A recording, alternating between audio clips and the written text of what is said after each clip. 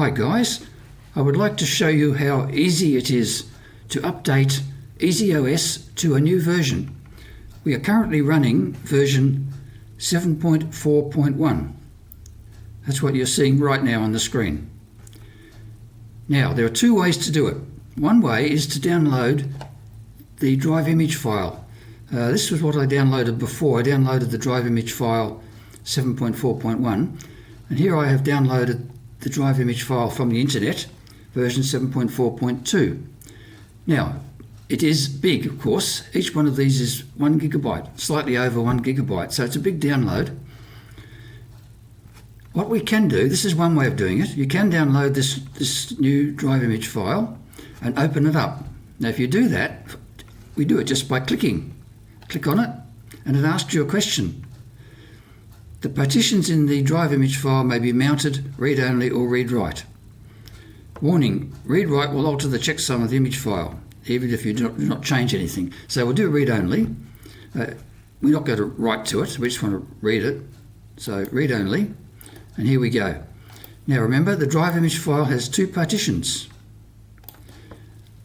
There's the first one, which is a FAT32, or VFAT if we call it, and that has the LimeMine bootloader. The second one is an ext4 partition, and inside the folder there is those three files again. Easy.sfs, initRD, and vmlinux. Vmlinux being the Linux kernel. That is the little mini tiny Linux operating system that runs at startup, at boot up, and that is the full EasyOS operating system that is running after we have started up, after we have booted up. Right, now the current installation of EasyOS is in the internal drive in my ZenBook laptop here. See that little orange circle just there, down the corner there? That means this is the currently active partition, what we call the working partition. Click on that, and I've got it installed in the Easy Excalibur folder. Here we are. And it shows the current vmlinux, the current initRD, and as I mentioned, that is the downloaded drive image file that we downloaded before. And the SF, as I mentioned in an earlier video, the easy.sfs file has been moved into this folder in here. Okay, we go right into there and we'll find it. And it has been renamed. Where is it? Yeah. There it is there. Just there. Easy 7.4.1. And as I mentioned, this renaming is done for the purpose of rolling back and rolling forward if you need to. Let's go back up to here. Now, one way that you can update is simply by copying the new files, these three new files, copy them straight to here. And if you do that, you've updated. When you do a reboot, the initRD will detect these new files and will perform a version update. And that is a very simple way to do an update. It's a simple, what we call like an atomic transaction in finance, three files and you've updated. And that's it. What the initRD will do is it will detect the existence of this easy.sfs here and will recognize, this is a new version. So it will then perform a version update operation. And what it will do is it will create a new folder in here, EasyOS 7.4.2, and it will populate it as I'm showing here. Incidentally, that RW file, rw-7.4.1.sfs, that is a snapshot. Anything with starting RW is a snapshot. That was taken automatically when we first booted up the first boot up of Easy 7.4.1. And we can take more snapshots and they would be stored in here as well. Okay, right, but what I really want to show you in this video is not that. Now incidentally, we've opened these two up. Strictly speaking, we should close them up again. So what we do is we click on there and it closes them up. Okay, that's to be proper. It's just taking care of some details by closing it up. Now what we would normally do to update is we just come to here and we click on update. Now the difference here, this is the second way of doing it. The difference is that it will only download a small difference file. Okay, not the full 1 gigabyte drive image file. It will just get a small difference because previously, let's go back to this again, we already have the previous drive image file here. So what it will do, when we click on update, it will see on the internet that there is actually a difference file that can be applied to this. It's we call it a delta file. It can be applied to this one and convert it into a easy-7.4.2-image.img. Okay, and then it will open it up and it will then get out those 3 files.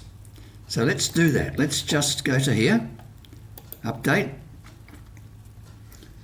Welcome. This script will download the latest release of EasyOS and automatically update the current installation. The script will place the new VM-Linux, initRD and easy.sfs into the working partition. Then all you will need to do is reboot and you have updated. Okay, so let's do that.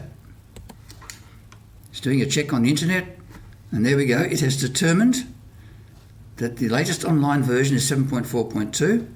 We're currently running 7.4.1. It does a bit of checking. Firstly, you have this local file, easy 7.4.1, okay, -amd.image. Looking online to see if there's a delta file. Yes, there is. Does a checksum test on the local file to make sure it hasn't been corrupted. Okay. Ready? Press the enter key. Let's press the enter key. Okay, it's down here. Pressing the enter key. Enter.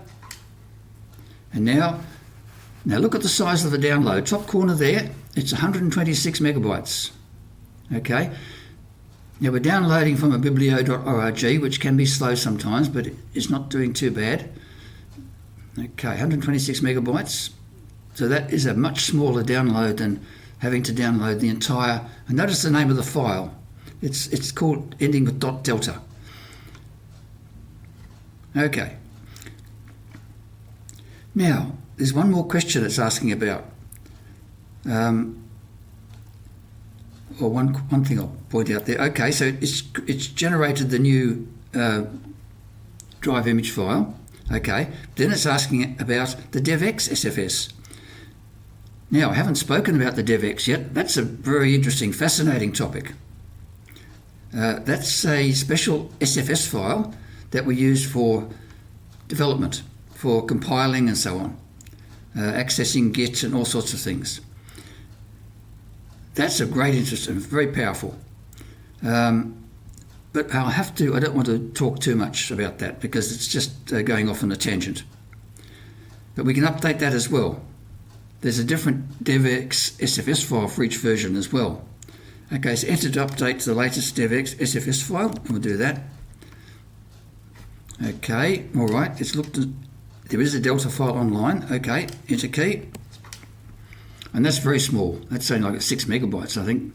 So it's 3.2 megabytes. There we go. And we have updated that as well. Now, this file has been downloaded and constructed, easy 7.4.2-amd.image. Now, you may do a manual update by, as I showed before, you could open it up and do a manual update, dragging those 3 files out, but it can be done automatically by this script. So enter for automatic update. Right, there we go. So what it's doing now is getting out those 3 files. It's done that and ready to go. And that's it. All you have to do now is reboot, and we will have updated. So it says here, this is the downloaded file. There it is. It is not needed anymore. You can delete it or archive it somewhere. However, at the next update, this file can be used for a smaller difference file download, so recommend leave it where it is. Okay. That's it. We've updated. And it's so easy. It seems like magic because you might think there's lots and lots of stuff to do for updating, but that's all you have to do. That's it. When I reboot, I will now be running EasyOS 7.4.2. So I'll